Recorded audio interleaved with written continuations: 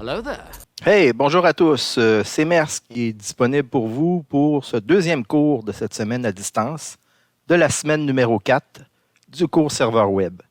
Donc, on va complètement changer de registre de matière à partir d'aujourd'hui. On va commencer à introduire les bases de données. Aujourd'hui, ça va être un cours plutôt théorique, un blabla sur l'introduction aux bases de données, le type de base de données qu'on va utiliser dans le cadre de notre cours puis de notre projet. Petite démo d'introduction. Puis dans la semaine qui va suivre après le premier examen, bien, on va vraiment là, de façon plus concrète utiliser les bases de données dans nos pages web. On va être capable d'enregistrer nos informations et les utiliser de façon sécuritaire. Donc, premier cours aujourd'hui, petit blabla théorique sur les bases de données. Perfect. Donc, je commence avec mon document qui est disponible dans les notes de cours qui sont sur Léa.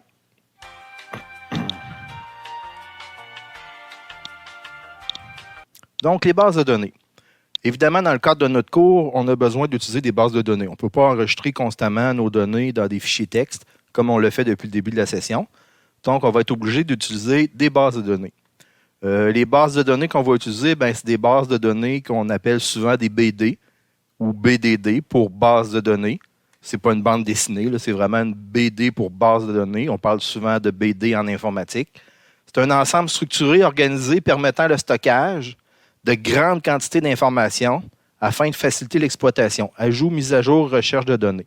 De nos jours, la plupart des sites, quand on va sur Internet, utilisent des bases de données, que ce soit de façon anodine ou que ce soit de façon très sécuritaire avec beaucoup de données. Si vous avez un compte sur un site web comme Facebook, par exemple, Instagram ou quelque chose comme ça, c'est sûr qu'il enregistre vos données dans une base de données. Toutes les informations que vous envoyez, c'est enregistré dans des bases de données. Donc, c'est un incontournable aujourd'hui. Même pour un cours en troisième année, on a besoin d'utiliser les bases de données pour un site web transactionnel. Donc, une base de données, normalement, ça se traduit physiquement par un ensemble de fichiers sur un disque. OK, donc, pour des gens en réseau comme vous, moi, je suis quelqu'un de visuel, c'est bien beau de base de données, on va faire du blabla théorique aujourd'hui, mais c'est important de savoir que physiquement, il y a un logiciel qui va enregistrer des fichiers sur le disque dur qui va permettre d'enregistrer vos données. Ensuite de ça, de pouvoir faire des requêtes, aller chercher ces données-là qui sont dans les bases de données. Donc, physiquement, ça semble très théorique, mais c'est tout simplement enregistré dans des fichiers sur le disque dur du serveur. Les bases de données relationnelles. Il existe plusieurs types de bases de données qui sont utilisées sur le marché. Surtout avec le web, ça a ouvert la porte à différents types de bases de données. Mais disons que les plus connus pour enregistrer des grosses quantités de données, c'est les bases de données relationnelles. Bases de données relationnelles qui ont été inventées théoriquement en 1970. M. Code qui a inventé le principe d'enregistrer des données de manière hétérogène dans des tables pour établir des relations entre les tables. À ce moment-là, ce n'était pas très bien vu. C'était plutôt philosophique. Comment on va faire pour enregistrer des données dans des tables puis que ces tables-là aient des relations entre eux autres. On trouvait qu'un ordinateur ne serait pas capable peut-être de faire ça. On dit dans le texte qu'il y avait du scepticisme à cet endroit-là. Ensuite de ça, dans les années 80, avec la compagnie IBM dans ses laboratoires, ils ont commencé à développer vraiment les bases de données relationnelles. On parle ici dans le texte de SGBDR pour un système de gestion de bases de données relationnelles. Les bases de données existaient déjà, mais le principe de base de données relationnelles, des tables qui ont des relations entre eux, pour établir des requêtes un peu plus complexes. Ça, c'était pas très utilisé à ce moment-là. Ça a commencé à être populaire dans les années 80. Il y a un langage qui est ressorti du lot. C'est le langage SQL. Le langage SQL, c'est une extension de l'algèbre relationnelle. Donc, si quelqu'un parle très bien anglais, il va être très à l'aise avec le langage SQL parce que la façon dont on va enregistrer des données dans une base de données ou la façon dont on va extraire des données d'une base de données relationnelle, c'est un petit peu comme si on écrivait une phrase en anglais. Contrairement à beaucoup de langages qu'on utilise en informatique qui sont très, très structurés, le langage SQL nous permet de faire l'équivalent d'une phrase en anglais qui permet d'extraire ou d'envoyer des données dans une base de données ou de les modifier. Perfect. Donc, c'est une industrie de plusieurs milliards de dollars. Au Québec, on n'en entend pas souvent parler. Moi, je suis un amateur de football, puis je me souviens, à un moment donné, je suis resté vraiment surpris parce qu'en écoutant le football américain, j'ai vu une publicité où deux personnes dans un restaurant parlaient de base de données Oracle. Donc, c'était vraiment bizarre, une publicité où les gens parlaient de bases de données Oracle dans une publicité à la télé, comme ça, à heure de grande écoute. Je trouvais ça vraiment spécial. Ici, au Québec, c'est plutôt rare qu'on va voir ce genre de publicité-là, mais il y a des milliards et des milliards de dollars en jeu. Il existe d'autres types de bases de données qu'on va probablement toucher dans le cours vers la fin du cours, si on a le temps dans nos 13 semaines. C'est les bases de données XML. XML, avec l'arrivée du web, c'est devenu des bases de données qui ne sont pas relationnelles, qui sont plutôt hiérarchiques, qui sont enregistrées dans des fichiers texte. C'est pour des petits volumes de bases de données. Ce n'est pas pour des grandes quantités de bases de données. Souvent, exemple, dans un lecteur MP3, on va enregistrer votre liste de lecture dans un fichier XML. Fait que ce genre de petite utilisation qu'on va faire avec des données qu'on va enregistrer dans des fichiers XML. Donc, si le temps nous le permet dans notre cours, d'ici les 13 semaines de cours, on va peut-être y toucher quand on va arriver sur la partie Windows. Base de données relationnelle, le principe, c'est pas compliqué. Ça permet de stocker et d'organiser une grande quantité d'informations. Les systèmes de gestion de bases de données permettent de naviguer dans ces données, d'extraire ou de mettre à jour des informations voulues au moyen d'une requête. Donc, les données apparaissent comme stockées dans des tables qu'on nomme également des relations.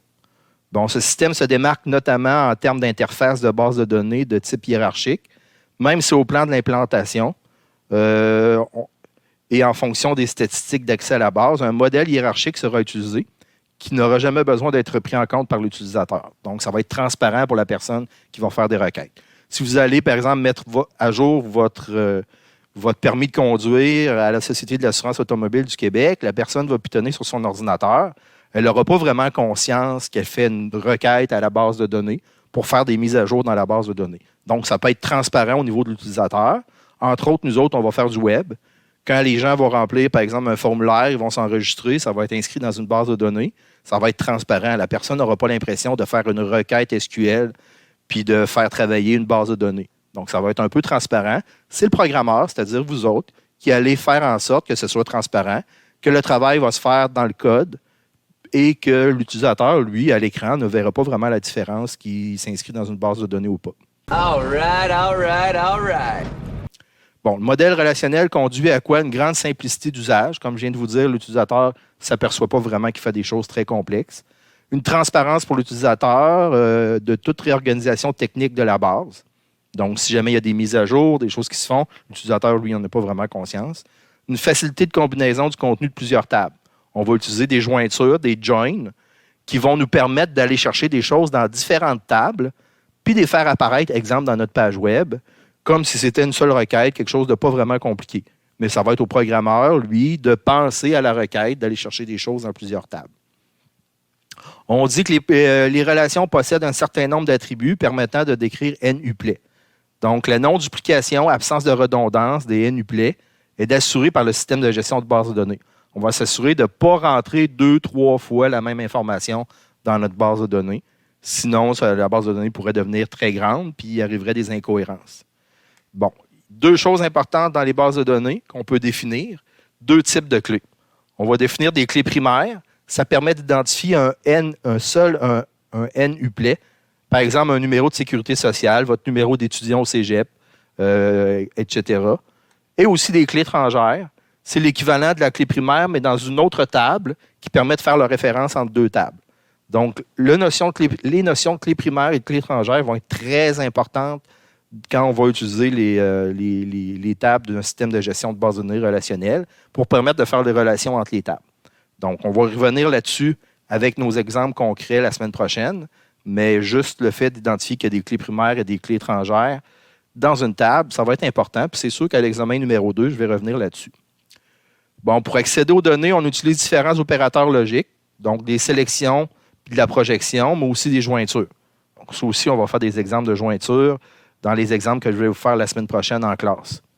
Les opérations sont communiquées sous forme de requêtes. La plupart utilisent le langage SQL. Au début, ce n'était pas le cas. Il y a plusieurs années, il y avait différents types de langages. Avec les années, ça s'est standardisé. Puis même la plupart des systèmes, que ce soit Microsoft, que ce soit avec Oracle, que ce soit MySQL, MariaDB, la plupart des systèmes utilisent le langage SQL pour communiquer avec le système de gestion de base de données relationnelles. Bon, la plupart des informations sont enregistrées pour éviter les doublons, la redondance. Il y a des cours qui se donnent en analyse seulement pour réfléchir comment construire une base de données. Ça ne sera pas le cas pour nous. On va faire des bases de données assez simples, mais il faut penser que dans le monde de l'informatique, beaucoup de gens travaillent en analyse, puis ces gens-là ont à réfléchir au système informatique et comment enregistrer les données dans une base de données. Donc, exemple, quelqu'un qui étudie à l'université, officiellement a le titre d'analyste informatique.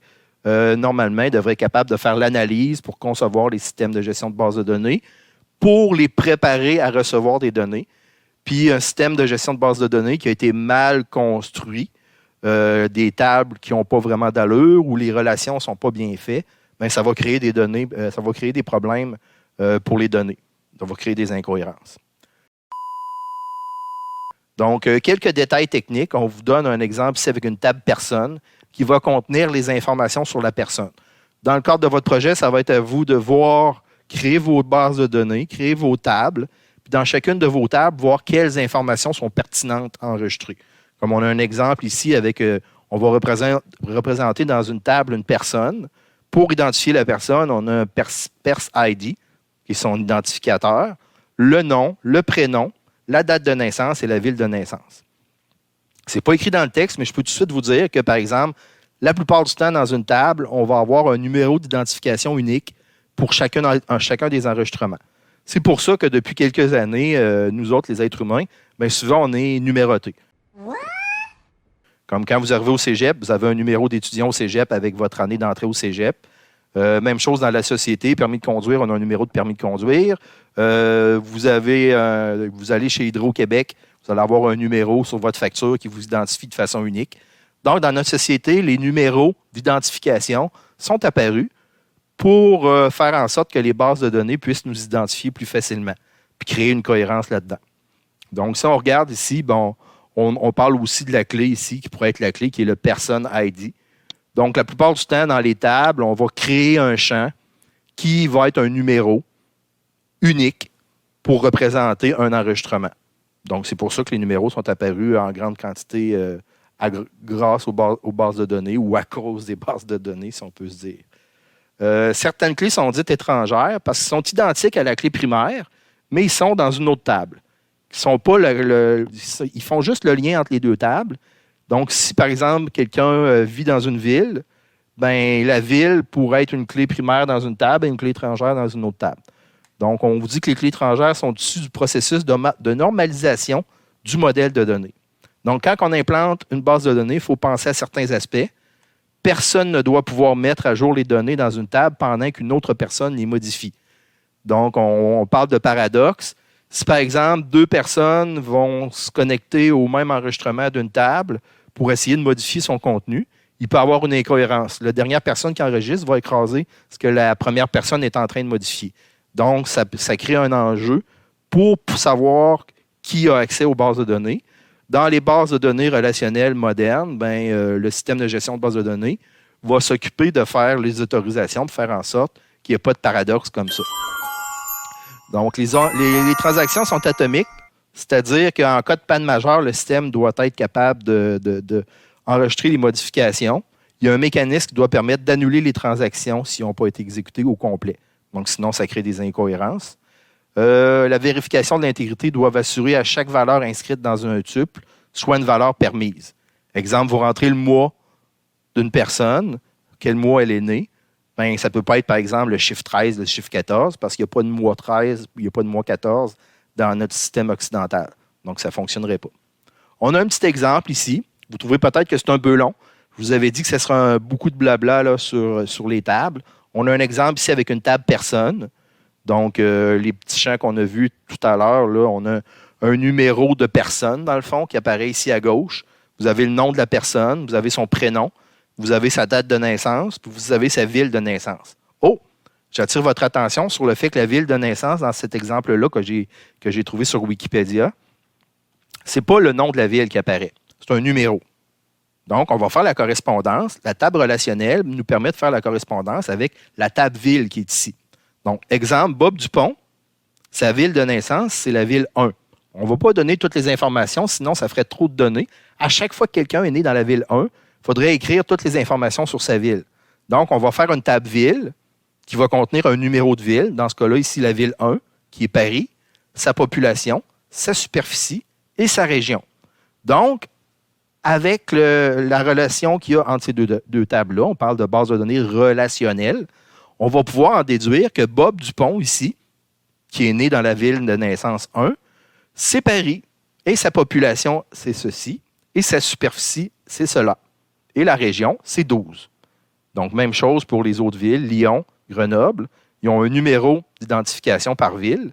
Et au lieu d'écrire toutes ces informations-là, la population, la superficie, la région, dans la table personne, ben on va tout simplement faire une autre table, puis on va être capable de faire la relation entre les deux tables. Donc, si vous avez quelque chose à retenir dans tout le blabla que je suis en train de faire là, c'est qu'on va se créer des tables, on va mettre des enregistrements, puis il va falloir réussir à comprendre comment on peut faire en sorte que les tables aient des relations entre eux autres.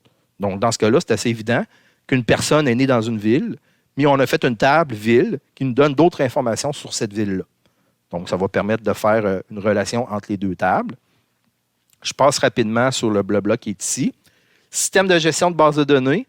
Ben, c'est quoi les principaux avantages? Qu'est-ce qu'on doit faire, les fonctions d'une base de données? Donc, première chose qu'on doit faire dans les fonctions d'un système de gestion de base de données, c'est ajouter des données.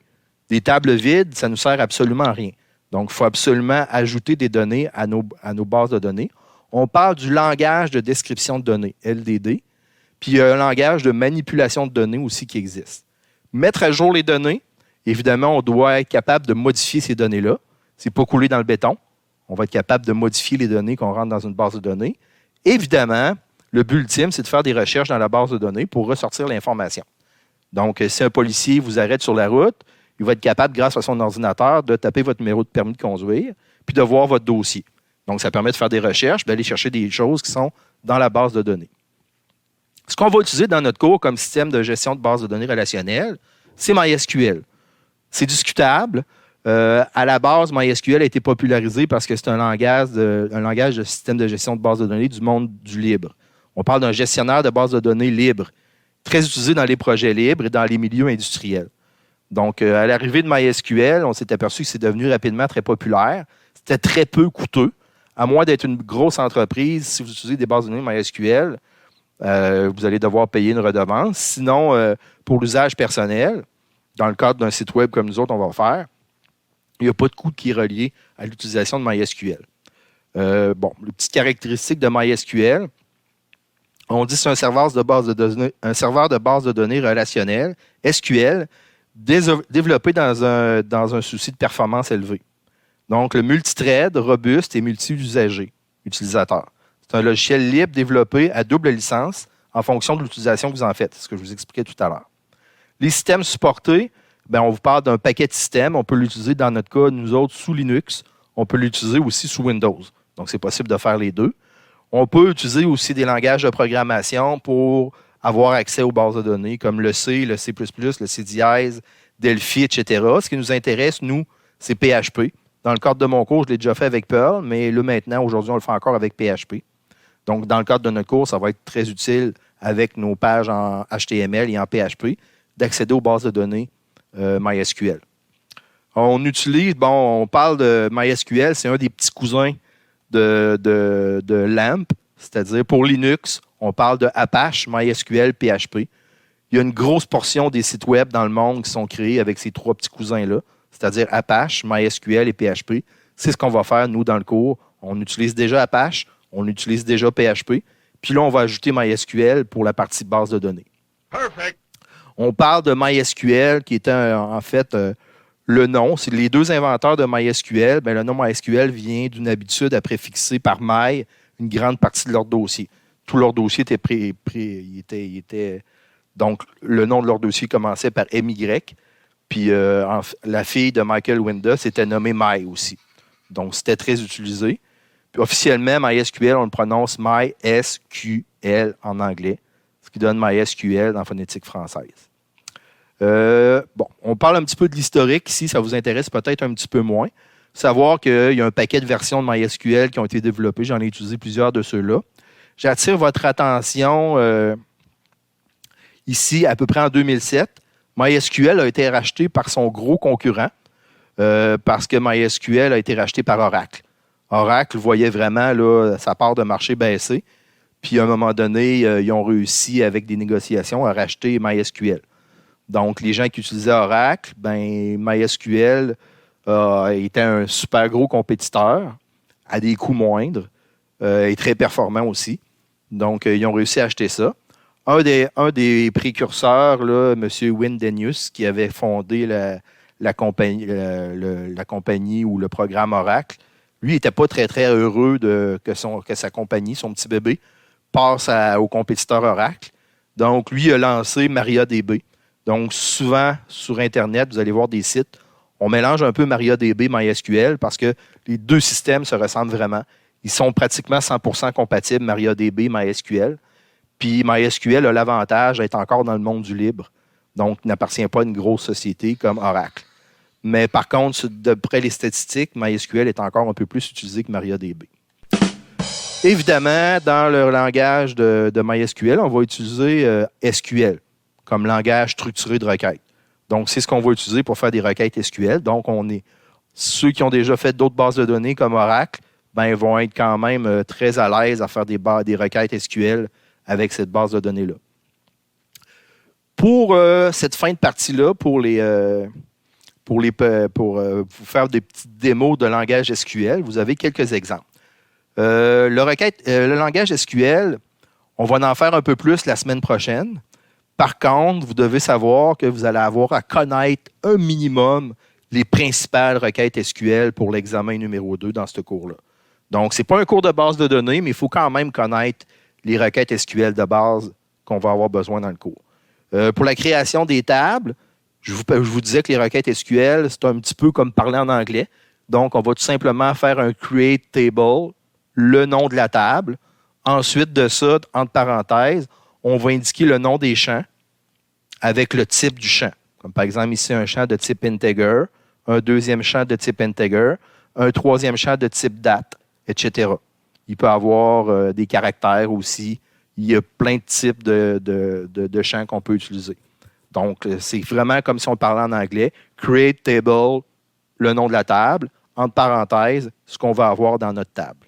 Pour la modification d'une table, on va utiliser le alter table. Donc, le alter table nous permet d'aller modifier une table. Donc, si vous êtes à l'aise en anglais, alter table, ça veut dire qu'on va aller modifier la table. On donne le nom de la table. Puis ensuite de ça, qu'est-ce qu'on veut modifier? Comme ici, on veut ajouter une colonne, add colonne, modifier une colonne, modify colonne, ou drop colonne pour supprimer une colonne. Donc, c'est le genre de requête SQL qu'on va faire pour modifier une table.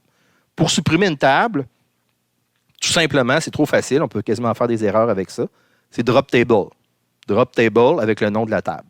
Dans certains systèmes de gestion de base de données, on va vous demander d'effacer le contenu de la table avant de pouvoir effacer la table, histoire de sécurité, pour ne pas faire une gaffe puis effacer une table qui contient des milliers d'informations avant même d'avoir pris conscience de ce qu'on est en train de faire. Pour consulter, par exemple, un enregistrement, vous avez la fameuse requête select. Donc, cette requête-là, select, c'est ce qu'on va avoir beaucoup de besoin dans le cours. Dans nos pages PHP, on va utiliser beaucoup de requêtes pour aller consulter notre base de données. Donc, si vous avez l'expression générique, vous avez le fameux select, l'expression, from, le nom de la table. Très important ici, le where, qu'est-ce qu'on veut dans notre base de données. Donc, vous allez avoir des exemples. Si on va faire une requête, il y a le fameux select étoile from, le nom de la table, qui va nous amener tout le contenu de la table. Donc, select ici, nom, from employé, de ma table employé, where le salaire est plus grand que 1500, et order by salaire, donc on va faire un tri, un ordre par salaire. Donc, ce type de requête-là que vous voyez là, c'est le genre de requête que vous allez faire dans vos tables PHP qu'on va souvent utiliser. Vous avez une autre requête ici avec un select étoile. Souvent, dans mon langage, je vais utiliser le select étoile parce que c'est un classique en informatique. Le select étoile from le nom de la table qui nous ramène tous les éléments de la table. Donc, select étoile, ça veut dire tout, from la table, where, mettons, de cette table-là, le champ n'est pas dans cette liste-là. Donc, on peut faire des requêtes à l'intérieur des requêtes. Ça commence à être plus complexe. Dans le cadre de notre cours, on aura rarement utilisé une requête à l'intérieur d'une requête, mais dans certaines circonstances, ça se peut que ce soit possible. Fait que dans les notes de cours, vous avez un paquet d'autres exemples de select étoile from le nom de la table avec ce qu'on peut faire avec le where. Donc, je ne vais pas passer à travers ça. La semaine prochaine, on va faire des exemples. Je vais faire des exemples avec vous autres au tableau. Puis on va pouvoir, comme ça, vraiment, là, tranquillement, pas vite, assimiler le fait de faire des requêtes SQL. Vous avez des exemples concrets ici. Pour ajouter un enregistrement, un insert into dans la table employée. On va mettre ici entre parenthèses le nom des champs et leur valeur par la suite entre parenthèses. Donc, insert into, on peut ajouter des enregistrements à l'intérieur d'une table. Modification d'un enregistrement, on peut faire un update pour mettre à jour des données. Update de ma table employée avec le mot set. Qu'est-ce qu'on va faire comme changement? Mettons service est égal à accueil à l'endroit où le nom est égal à Martin. Donc, si on trouve l'enregistrement Martin, on va changer le service dans lequel il travaille pour accueil. Donc, ça, c'est le genre de update qu'on va faire pour mettre à jour. On peut aussi faire une mise à jour à partir des informations d'une autre table. Donc, on va utiliser à ce moment-là un type de jointure, une requête dans une requête. Ça, c'est un peu plus complexe. On va arrêter là-dessus. Pour supprimer un enregistrement, c'est tout simplement la commande delete from le nom de la table, where quelque chose. Donc, une condition. Dans ce cas ici, on regarde si le nom est égal à alpha, on va aller détruire cet enregistrement-là au complet, c'est-à-dire la ligne au complet. Tout va être détruit. Donc, j'ai passé rapidement sur les principes de SQL. Ce qu'on va faire maintenant, c'est qu'on va aller faire un exemple dans notre machine virtuelle sous Ubuntu. Je vais vous montrer comment on va utiliser MySQL dans Ubuntu pour commencer. On va commencer de façon non graphique. On va le faire en ligne de commande. Puis la semaine prochaine, on va voir un peu comment on peut insérer un peu de graphisme là-dedans. Ceux qui sont visuels comme moi, vous allez apprécier le fait qu'à partir de la semaine prochaine, on va voir comment utiliser notre base de données de manière un peu plus graphique. Moi, on va commencer par un MySQL en mode terminal. A few moments later. Dans cette deuxième partie du cours, nous allons voir l'aspect pratico-pratique dans une machine virtuelle d'Ubuntu. On va aller voir comment on va utiliser à la base MySQL. Donc, je vous ai fait une petite feuille que j'ai mise dans les notes de cours, les principales commandes dans un terminal qu'on peut faire avec MySQL. Donc, vous avez ici dans un document Word toutes les commandes. Donc, ceux qui voudraient chercher sur Internet, vous les avez tous ici dans un résumé. Les principales commandes qu'on va utiliser, par exemple, pour faire des démos là, dans un terminal, dans notre machine virtuelle. Donc, première des choses, il faut savoir comment peut-être redémarrer, arrêter, puis démarrer de toute façon notre système de gestion de base de données MySQL, puis comment s'y connecter. Évidemment, avant ça, il va falloir l'installer. Donc, si je regarde ici, je vais aller un petit peu à l'avance. Dans un laboratoire, je vais vous demander d'installer MySQL. Ça va tout simplement être la commande apt-get install MySQL-server. Normalement, il devrait aller chercher la dernière version de MySQL dans un package puis l'installer sur votre machine. Puis après avoir installé le package MySQL Server, on va vous demander d'installer un package PHP7 avec votre numéro de version ici de MySQL qui va permettre de faire l'interaction entre PHP et puis MySQL. Parce que MySQL peut fonctionner indépendamment de PHP. On peut installer MySQL comme un système de gestion de base de données sans avoir vraiment utilisé de langage de programmation comme tel. Dans notre cas, ça va être PHP pour commencer la session. Donc, c'est très important de mettre un mot de passe à l'installation si c'est possible. La session passée, si je ne me trompe pas, dans la nouvelle version de MySQL, il ne nous demandait pas à l'installation de mettre un mot de passe administrateur. Donc, ça causait un problème parce que après avoir démarré MySQL, on était capable de se connecter sans même avoir de mot de passe. Donc, point de vue sécuritaire, ça ne fonctionnait pas. Dans les anciennes versions de MySQL, il y avait un autre problème aussi, c'est qu'on nous demandait à 3 reprises pendant l'installation de mettre un mot de passe. Donc, très important, c'est que si dans cette version-là que vous allez installer, on vous demande de mettre un mot de passe administrateur pendant l'installation, s'il vous plaît, prenez-le en note. Je répète, s'il vous plaît, prenez-le en note. Parce que c'est arrivé des années que des gens ont installé. Quand on installe, souvent, on pèse sur suivant, on ne lit pas ce qu'il y a à l'écran. Puis des gens ont oublié leur mot de passe. Si vous oubliez votre mot de passe, je ne connais pas de façon de craquer MySQL, à moins d'y aller par hasard pour trouver votre mot de passe. Sinon, on va être obligé de complètement désinstaller MySQL puis de le réinstaller. Vous allez perdre beaucoup de temps. Vous savez que l'installation, c'est pas très, très long. Mais si tu as commencé à travailler et tu t'aperçois que MySQL ne fonctionne pas bien, tu n'as plus le mot de passe, tu n'es pas capable de faire des requêtes, ça va être difficile. Donc, c'est marqué très important, le mot de passe à l'installation. Si jamais il ne vous demande pas de mot de passe, ben, il va falloir utiliser une autre routine qui fait en sorte qu'on va aller ajouter via le terminal un mot de passe à notre utilisateur root. Donc, notre utilisateur root, c'est comme l'administrateur. Donc, on va devoir créer un mot de passe ou se créer tout simplement un nouvel usager avec un mot de passe pour pouvoir se connecter à la base de données avec notre code PHP. Donc, très important. Vérifiez à l'installation si on vous demande un mot de passe administrateur. Si ce n'est pas le cas, ça veut dire que votre MySQL n'est pas vraiment sécuritaire sans mot de passe. Puis il y a des logiciels comme on va utiliser par la suite, comme PHPMyAdmin, qui ne permettent pas de se connecter à la base de données s'il n'y a pas de mot de passe. Ce n'est pas assez sécuritaire. Donc, très important à l'installation. Vérifiez s'il va vous demander un mot de passe. Le prendre en note pour ne pas l'oublier. Sinon, je ne peux pas vous aider plus que ça. Sinon, s'il vous demande le mot de passe, prenez-le en note.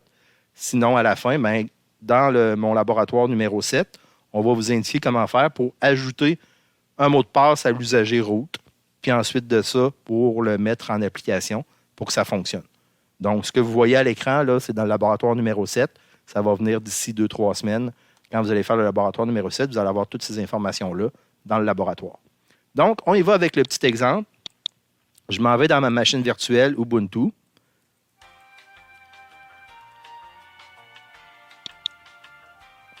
Donc, je vais faire comme à l'habitude. Je vais m'ouvrir un éditeur de texte.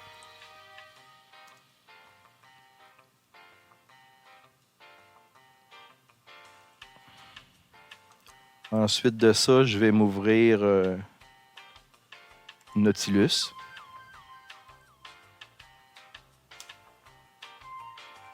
En passant, j'ouvre un Nautilus par habitude et un éditeur de texte par habitude. Mais pour ce qu'on va faire comme cours aujourd'hui, on n'aura pas vraiment besoin de Nautilus. On va y aller en mode terminal. Donc, je vais m'ouvrir un nouveau terminal. Je vais le mettre en plein milieu de mon écran. Je vais l'agrandir un petit peu pour qu'on voit un petit peu mieux. Donc, ce que je vais faire ici, bien, normalement, je devrais faire directement dans le terminal un sudo install pour MySQL. Mais là, je ne le ferai pas parce qu'il est déjà installé. Donc, je ne vais pas le réinstaller une deuxième fois. Donc, pour me connecter à MySQL, tout simplement, ce que j'ai à faire, c'est sudo MySQL -u pour l'usager. Dans mon cas, ça va être root -p pour le mot de passe. Donc, je vais attendre qu'il me demande le mot de passe. Donc, par exemple, si je fais ça comme ça, il me demande le mot de passe administrateur. Donc, c'est admin 1, 2, 3. Puis, il me demande le mot de passe pour me connecter à ma base de données, qui n'est pas vraiment secret parce que vous allez le voir dans mon code plus tard. Donc, mon mot de passe a fonctionné. Je viens de me connecter à ma base de données MySQL. Je vois mon invite de commande qui, maintenant, paraît comme MYSQL, plus grand que, et j'ai mon curseur qui apparaît ici. Donc, je suis connecté à ma base de données MySQL. Donc, le petit fichier dans Word que je vous ai donné avec toutes les requêtes SQL, normalement, je l'ai ici dans mon Nautilus. Donc là, je l'ai ouvert une deuxième fois. Gaffe dans ma présentation. OK, je l'ai ici. Donc, je vais aller chercher dans mes fichiers.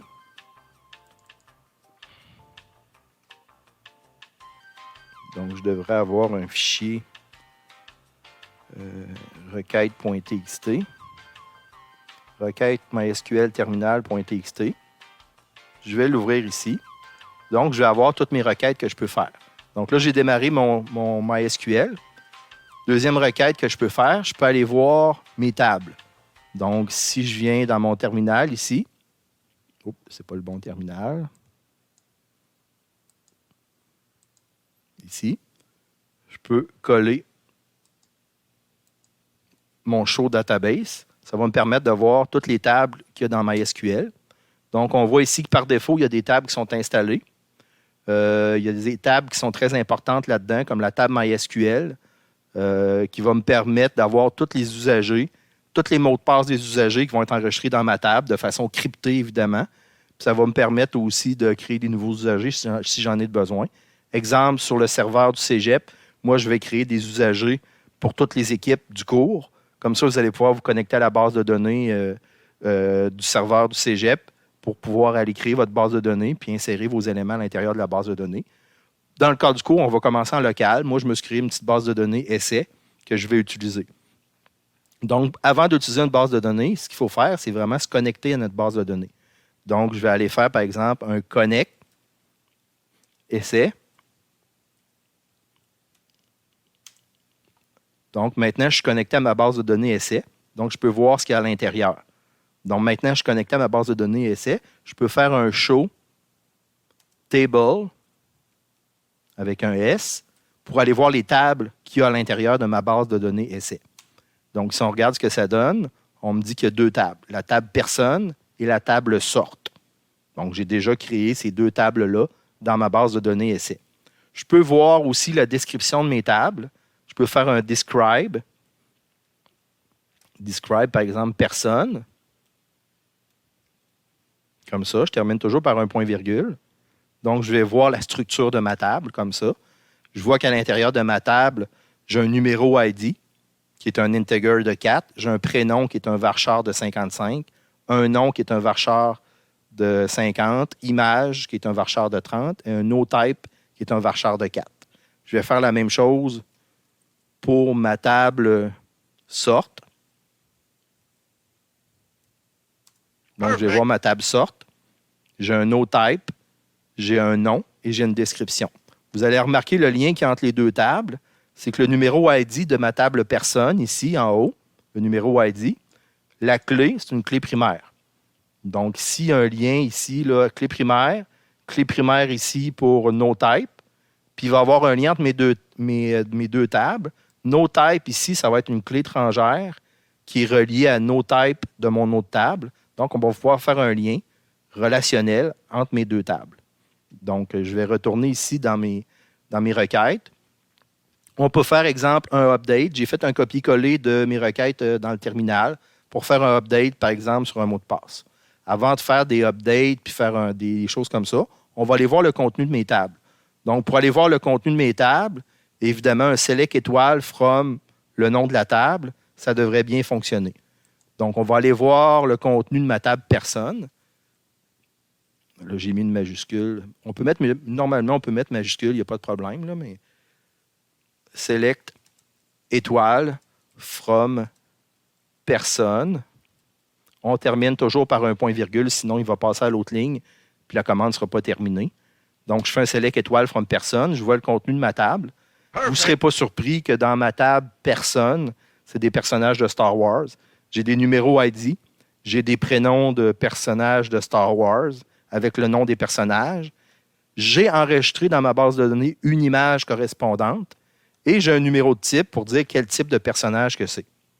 On va faire un select étoile from ma table sorte, les sortes de personnages. Je termine par un point-virgule. Donc, je vais être capable de voir, par exemple, quelqu'un qui a une sorte de personnage 1, il fait partie de l'Empire. L'Empire est l'organisation qui domine l'univers avec un empereur à sa tête. Les rebelles, l'organisation qui s'oppose à la domination de l'Empire. Chasseurs de primes, individus sans organisation qui travaillent pour le plus offrant. Inconnu, j'ai marqué allégeance inconnue. Levasseur est plate. Je m'excuse, monsieur Levasseur. C'était juste pour faire un test, pour ajouter un type. Pour faire le lien entre mes deux tables, vous allez voir que, par exemple, ici, Anakin Skywalker fait partie du type 1. Si on fait une relation entre les deux tables, on va être capable de trouver que 1, ça veut dire Empire. L'Empire est l'organisation qui domine l'univers avec un empereur à sa tête. Donc, on est capable de faire le lien comme ça entre les deux tables, comme ça, puis on va être capable de faire des requêtes sur les deux tables pour aller chercher, par exemple, la description de l'organisation d'un personnage ou des choses comme ça. Si on vient aux notes de cours, vous avez un paquet d'exemples ici là, pour faire des requêtes SQL. Donc, exemple ici, on peut créer la base de données ici, essai, s'y connecter par la suite. Après ça, on peut insérer des personnages, create la table personne. Vous avez la commande pour créer la table personne qui est ici. La commande aussi pour détruire ma table, qui est drop table essai. Le describe qu'on a fait pour les deux tables, je vous les ai déjà montrés. On peut détruire un personnage avec la requête delete from person, where numéro ID est égal à 0. Ce qui est le fun dans la requête SQL qu'on va faire dans le terminal, on voit si ça a fonctionné. Query OK. Puis on dit one row affected. Ça veut dire qu'il y a un enregistrement qui a été modifié. Puis on dit en combien de temps la requête s'est faite. La quantité de temps peut être importante en base de données parce qu'imaginez que vous êtes dans un terminal puis la base de données est dans une autre ville. Donc, c'est important que la requête ne soit pas trop longue. Sinon, les gens ne vont pas patienter. Donc, c'est important de faire des requêtes qui soient rapides. C'est un des principaux avantages des bons systèmes de gestion de base de données, c'est qu'ils sont efficaces et ils sont rapides, même si souvent la base de données est à distance. Donc, vous avez un exemple ici pour détruire le contenu. Vous avez un exemple aussi pour modifier un enregistrement, alter table person. Vous avez un autre alter table person aussi pour changer la grandeur d'un champ, par exemple. Faire la mise à jour d'un champ, par exemple, update person, où le nom est égal à Boba, où le prénom est égal à Boba, le nom est égal à Fit, where numéro ID est égal à 6. Donc, on va faire une mise à jour de ce champ-là. On vous dit si ça a fonctionné. Ensuite de ça, on peut faire un select étoile from person, where numéro ID plus grand que 8 et numéro ID plus grand que 6. On va le tester, celui-là. On va l'essayer ici comme requête SQL. Donc, il faut que j'enlève... il faudrait que j'enlève mes petits crochets comme ça. Donc, ça va sûrement me faire une erreur. Non, je ne peux pas revenir en arrière. Donc, il me dit que ça me fait une erreur. Donc, je vais y aller ligne par ligne.